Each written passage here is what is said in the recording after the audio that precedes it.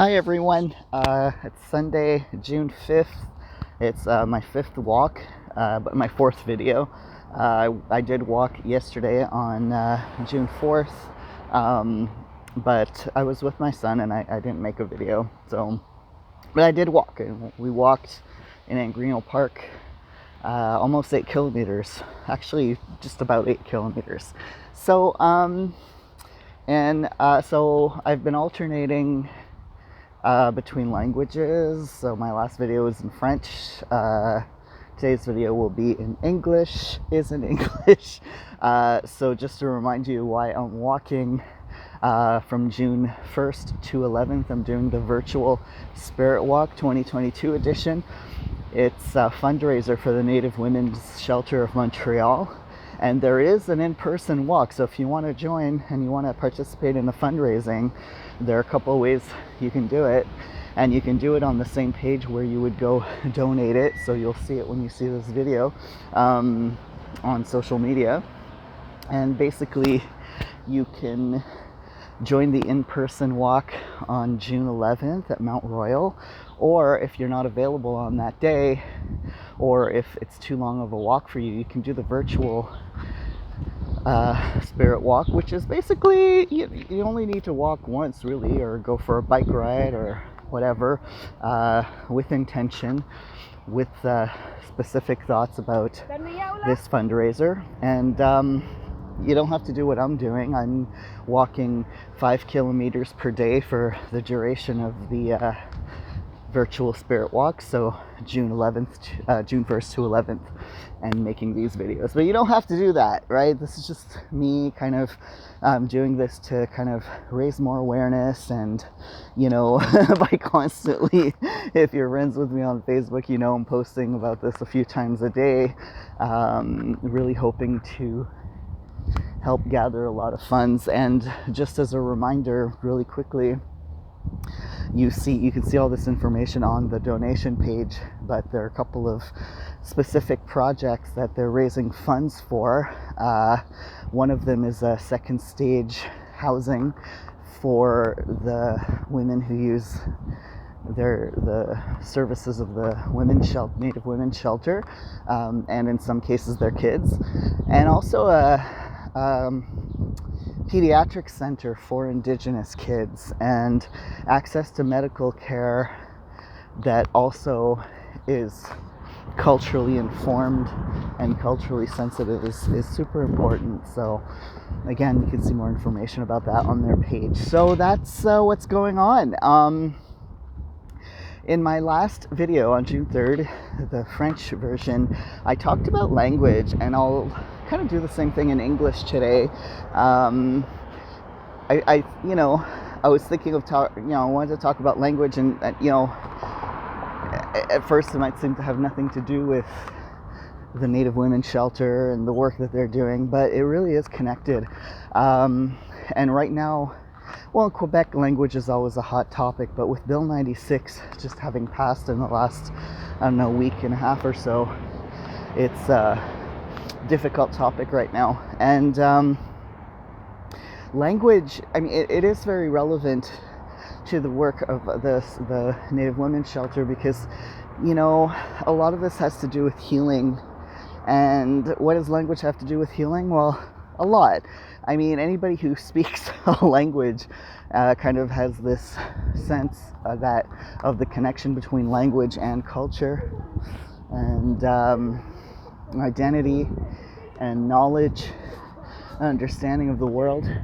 And one of the many harms of colonization has been the erosion of Indigenous languages. And with some of the work that Indigenous people are doing right now to heal is trying to pass on ancestral knowledge about ways to live, ways of seeing the world to the youth and children.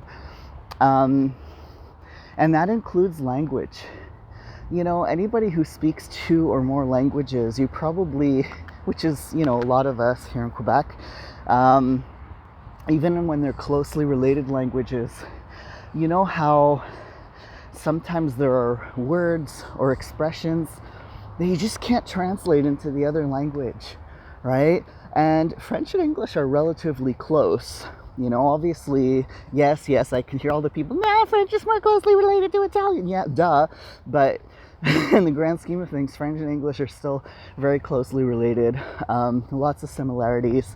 I mean, you know, basic structures are relatively the same, but even between those two languages, sometimes there are things you can translate them, but they don't quite mean the same thing. They don't have the same resonance or the same underlying meaning, or, you know. So this is even more the case between, say, Indo-European languages and indigenous languages.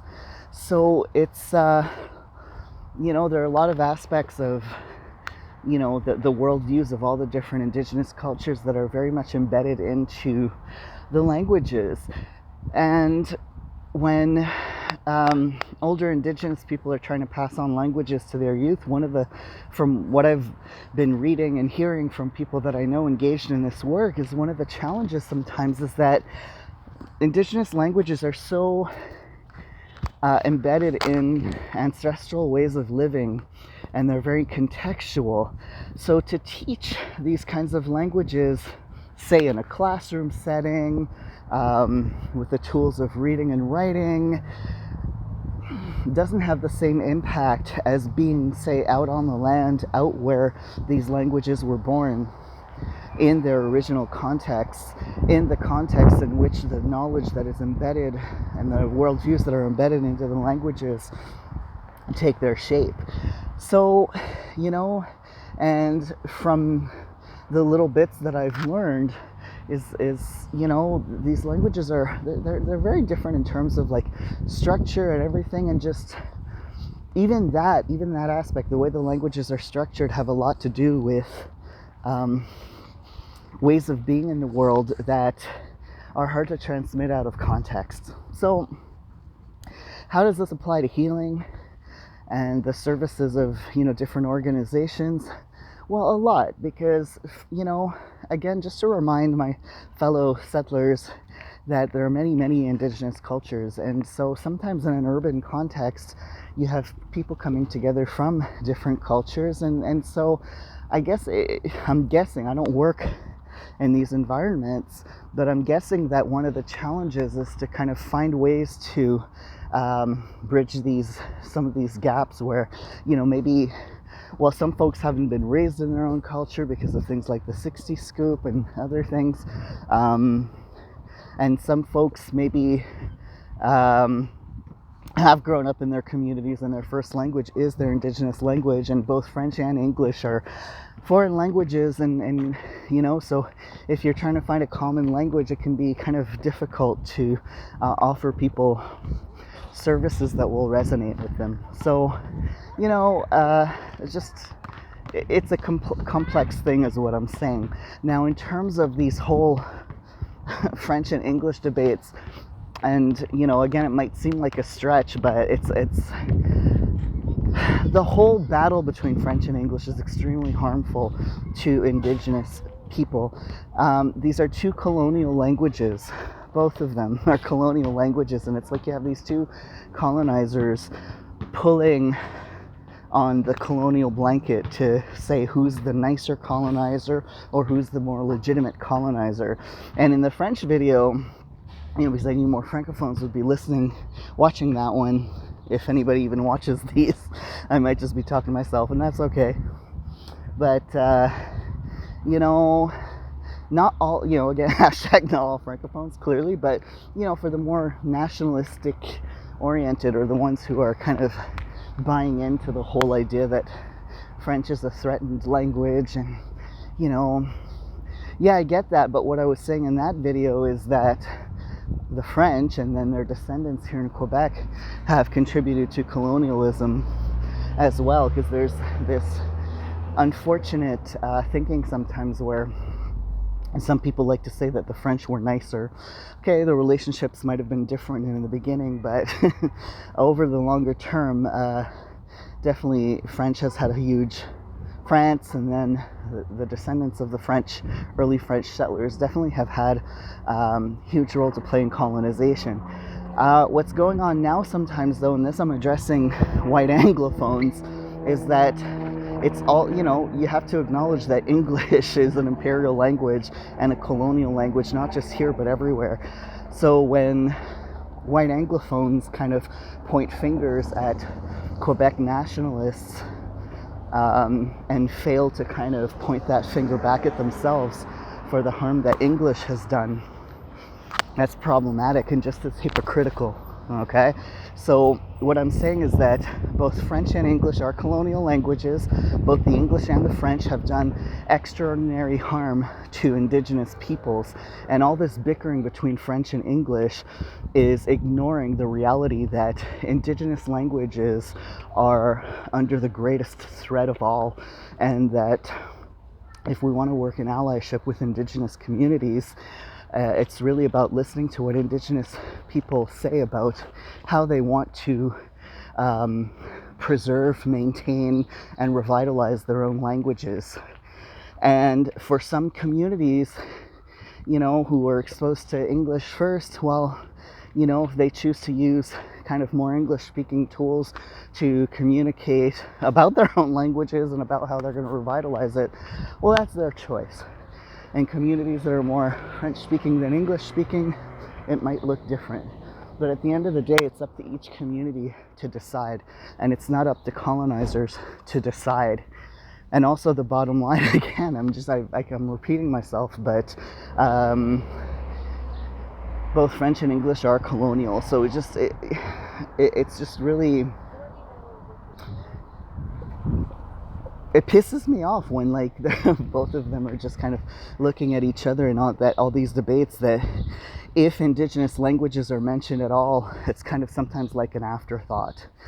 And if non-Indigenous people want to support Indigenous communities, it's really about shutting up in any language and listening and going, okay, so people want healing for their communities, for elders, for youth, for everybody, and that takes a lot of shapes, right? For some people that's looks like access to higher education. For some people that means going out on the land.